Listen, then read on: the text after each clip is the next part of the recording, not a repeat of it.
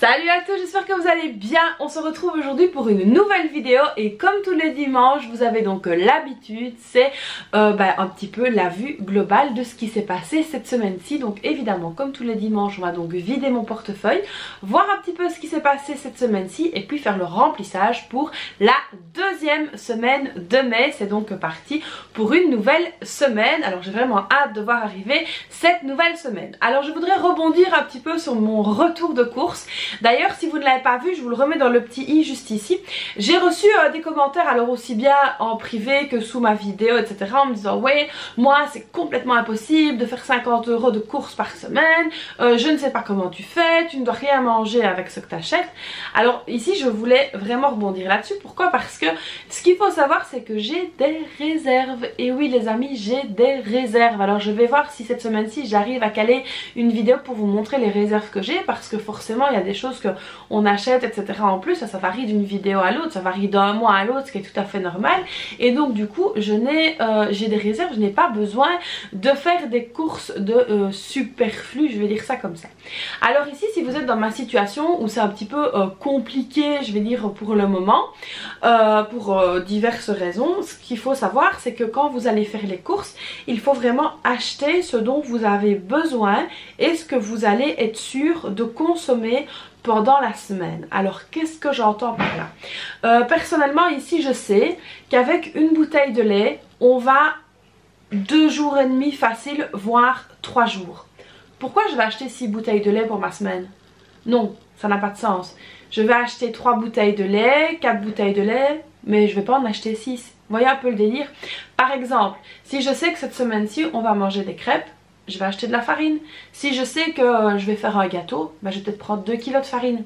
Mais si je sais d'avance que j'aurai pas le temps de faire des crêpes, que j'aurai pas le temps de faire un gâteau, pourquoi est-ce que je vais aller acheter de la farine? Voilà, c'est un petit peu ça le délire, c'est un petit peu ça mon optique actuelle au niveau des courses, c'est de vraiment acheter que ce dont j'ai besoin. Alors vous me direz, ah oui, mais si je prends les tomates et que je les prends par 6, à ce moment-là, prenez-les en vrac. Si vous avez besoin de 2 tomates pour faire une salade, vous prenez seulement 2 tomates. Comme ça vous évite de faire du gaspillage. Ça vous évite aussi d'avoir des choses qui vont encombrer votre frigo et peut-être que vous n'allez tout simplement pas les manger et ça va réduire votre budget course. Alors je ne dis pas de vous affamer, c'est pas ce que je dis, mais d'essayer de faire vos courses intelligemment, donc vraiment de manière réfléchie et de manière à n'acheter que ce que vous allez consommer. Alors c'est pour ça aussi que j'ai dit dans la vidéo que là j'ai fait un retour de course pour vous montrer, voilà, on a été aux courses. Mais ça n'arrive pas tout le temps. Pourquoi? Parce qu'il y a des semaines où je me dis, voilà, j'ai pas besoin de ça, donc je ne vais tout simplement pas aller faire des courses pour juste acheter ça. Je vais donc passer chez le légumier, prendre juste ce qu'il me faut et puis c'est tout. Pareil à la boucherie, si je sais que sur la semaine j'ai 2 ou 3 jours où je vais manger de la viande de prévu, je vais pas acheter un colis de viande. Donc ici je vais vraiment essayer de respecter mon budget, de respecter mon menu et vraiment faire attention à ce que je vais donc acheter.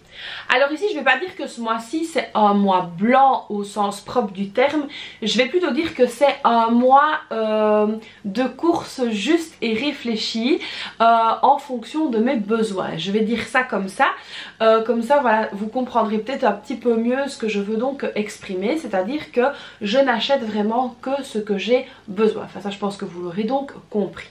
Alors ici c'est pareil pour les produits ménagers, j'ai entendu, j'ai lu et vu etc, même sur sous d'autres vidéos qui ne sont même pas à moi, des choses aussi, oui même moi j'ai de tels produits, j'ai besoin de ci, j'ai besoin de ça.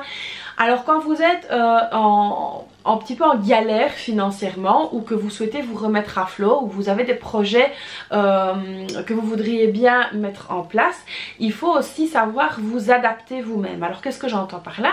Si par exemple vous n'avez pas beaucoup de moyens sur le mois pour acheter des produits d'hygiène, n'hésitez pas à faire votre lessive vous-même, ça vous coûtera beaucoup moins cher. D'ailleurs ici j'ai refait donc un bidon de lessive. Pourquoi? Parce que tout simplement alors déjà premièrement parce que ma machine à lessiver est tombée en panne et que j'arrivais à la fin de mes lessives et que du coup voilà, quand j'ai vu qu'il me restait encore tout pour faire de la lessive maison, j'ai refait de la lessive. Comme ça je vais donc au salon lavoir faire ma lessive, mais bon ça la machine à lessiver je vous en parlerai juste après.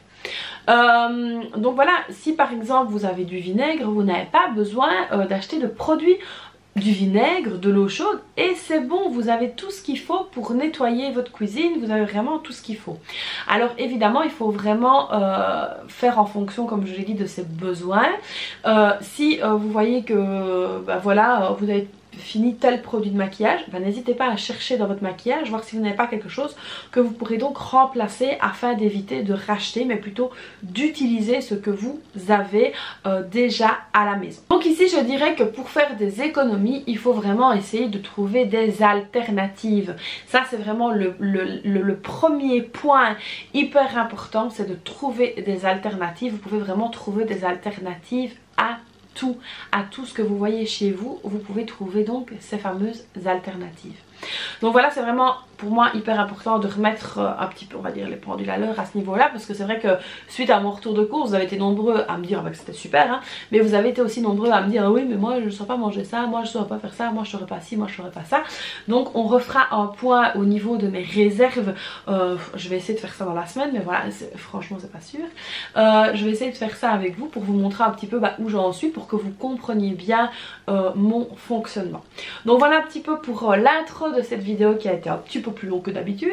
Alors concernant justement ma machine à lessiver, donc vous êtes très nombreux à me suivre sur Instagram. D'ailleurs si c'est pas déjà fait, je vous mets mon Instagram juste ici en dessous, n'hésitez pas à me suivre. Donc ma machine à lessiver est tombée en rade. Alors juste quand on reprend le budget de manière efficace, de manière réfléchie, une nouvelle tuile arrive, c'est la machine à lessiver.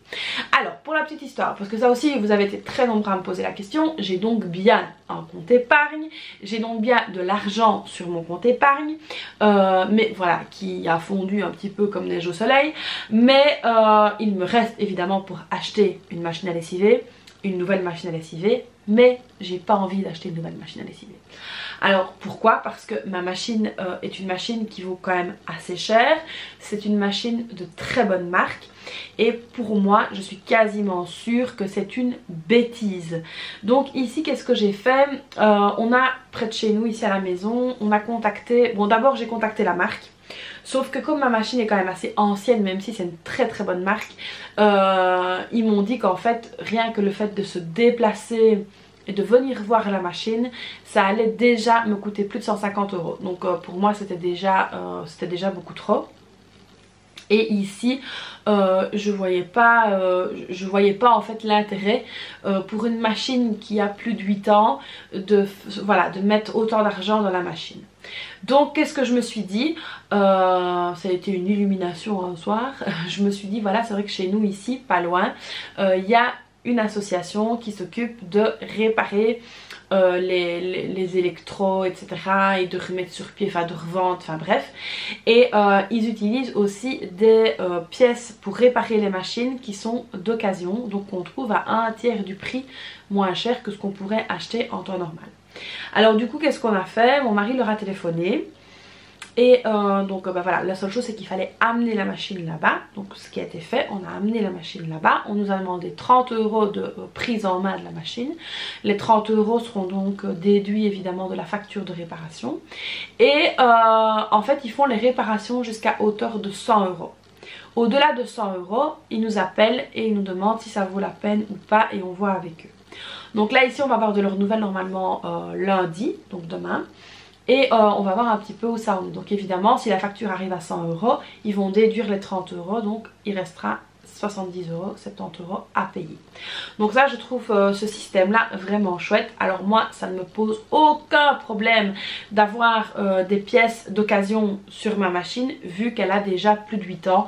Donc maintenant ça aurait été une machine de 2 ans, je l'aurais pas fait, mais là c'est une machine qui a plus de 8 ans, donc oui ça me pose pas de problème, ils peuvent travailler dessus pour voilà essayer qu'elle refonctionne. Donc ici le but c'est que il me répare ma machine à lessiver pour un prix quand même raisonnable pour éviter de devoir racheter une machine. Donc c'est pour ça que ça traîne, parce que vous avez été beaucoup à me poser la question sur Instagram à me dire mais pourquoi est-ce que tu es encore au salon la voir, tu pouvais racheter une machine.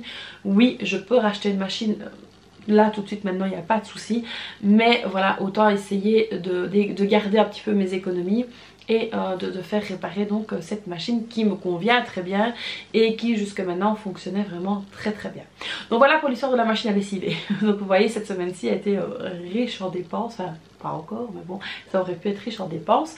Et donc là on va tout de suite se pencher évidemment comme d'habitude sur mon bureau et on va donc voir ce qui s'est passé financièrement cette semaine-ci et puis on fera donc le remplissage pour la nouvelle semaine. C'est parti, let's go, on y va, on se penche. Donc voilà les amis, c'est parti pour la vidange, on va dire ça comme ça, de cette première semaine de mai. On va donc venir voir ce qui s'est passé et faire le remplissage pour la semaine à venir.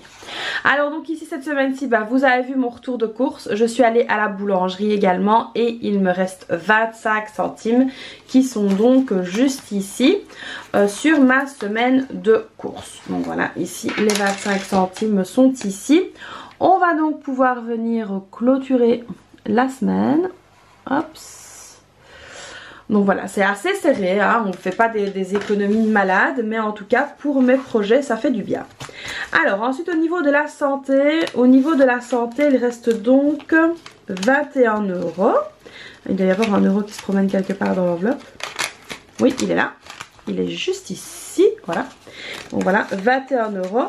Donc je suis allée à la pharmacie cette semaine, j'en ai eu pour 29 € et donc il reste 21 €. Et ça je vais clôturer la semaine évidemment, mais je vais donc reporter ici les 21 €. Et évidemment ça va donc rester pour la semaine à venir vu que j'ai mis les 50 € directement. Donc on va commencer ici la nouvelle semaine avec donc 21 €. Donc ici c'est un report, donc comme vous voyez je fais ma petite flèche 21 € et je note. Voilà, donc ici la santé on va donc laisser ça. Alors ensuite la beauté, je devais refaire mes ongles. Alors comme vous avez sûrement pu le voir, c'est donc chose faite. La beauté j'ai donc payé pour mes ongles 45 € ma retouche et donc ici évidemment c'est terminé pour ce mois-ci. Je ne m'étais donc attribué que l'argent de mes ongles. Et voilà. Alors ensuite au niveau du divers, là on a dépensé les 10 € qui étaient là pour le lavage d'un véhicule. Donc voilà, on est allé directement la faire laver dans un lavoir automatique, mais voilà, un peu pas où on fait nous-mêmes, hein, on le fait faire par quelqu'un et c'était 10 €.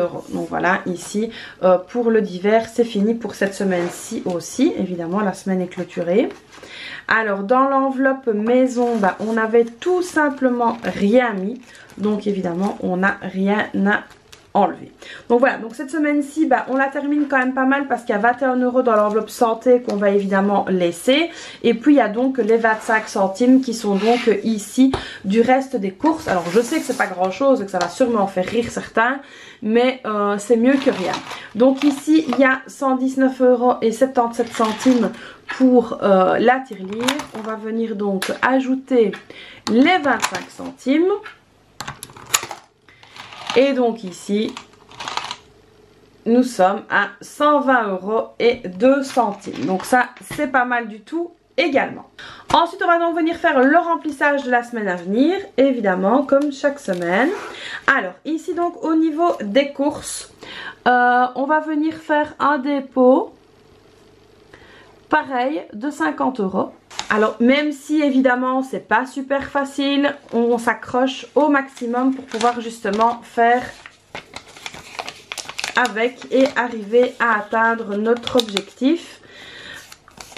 On se serre, c'est la clé du succès, j'ai envie de dire. Donc voilà, ici au niveau des courses, on vient donc ajouter 50 € dans l'enveloppe des courses. Voilà.